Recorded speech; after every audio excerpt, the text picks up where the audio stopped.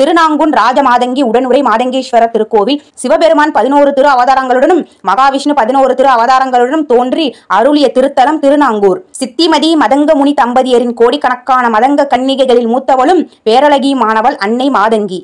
அவளது பச்சை நிறம் இந்த மண்ணையே மகிழ்வடைய செய்ததாக அபிராமி பட்டர் போற்றுகிறார்.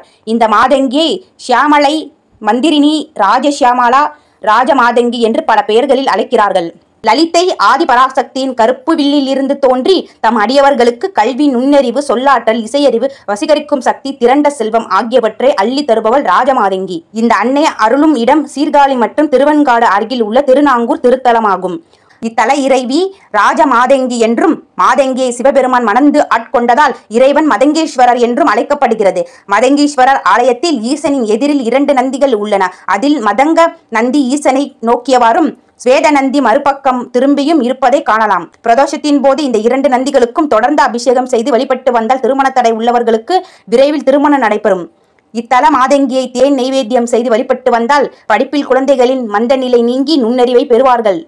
மேலும் கல்வி, ஞானம், இசையறிவு கூடி வர இத்தல ராஜமாதங்கி வழிபாடு பெரிதும் துணை செய்யும். அது மட்டுமல்ல, சிவபெருமான் 11 திரு அவதாரங்களுடன் மகாவிஷ்ணு 11 திரு அவதாரங்களுடனும் தோன்றி அருளிய திருத்தலம் திருநாங்கூர். மோகினி வடிவ பெருமாள் நாராயணி என்னும் திருநாமத்திலும், விநாயகர் மதங்க விநாயகர் என்னும் பெயரிலும் திருநாங்கூர் மதங்கீஸ்வரர் திருத்தலத்தில் எழுந்தருளி அருள்பாலிக்கின்றனர். தவம் இருந்த மதங்க முனிவருக்கு அம்பிகையுடன் சிவபெருமான் திருக்காட்சி நல்கினார். அப்போது மதங்கர் அம்மையப்பனிடம், அம்பிகையே, எனக்கு மகவாய் வந்து பிறக்க வேண்டும் என்று கோரிக்கை வைத்தார். உடனே பார்வதி தேவி, மதங்கரே, யான் அறிவு வடிவமான சித்ரூபி, ஆதலால் உமக்கு மகளாக தோன்றுதல் இயலாது. எந்திரினியான சியாமலா தேவியை உமக்கு மகளாக வந்து பிறக்க செய்கிறேன் என அருளி மறைந்தாள். அதன்படி ஆடி மாதம் வெள்ளிக்கிழமை அதிகாலை மதங்க தீர்த்தம் எனும் பொய்கையில் ஷியாமலாதேவி குழந்தையாக வந்து உதித்தாள். அப்போது பொய்கைக்கு நீராட வந்த மதங்கர் சித்திமதி தம்பதியினர் அந்த குழந்தையை எடுத்து தங்கள் மகளாக வளர்த்து பின்னாளில் சிவபெருமானுக்கு மனம் முடித்து வைத்தனர். பின்னர் ரிஷபத்தில் சக்தி மாதங்கி உடன் சிவபெருமான் எழுந்தருளி ரிஷபத்தில் திருக்கல்யாண சேவை நல்கி அருளினார்கள்.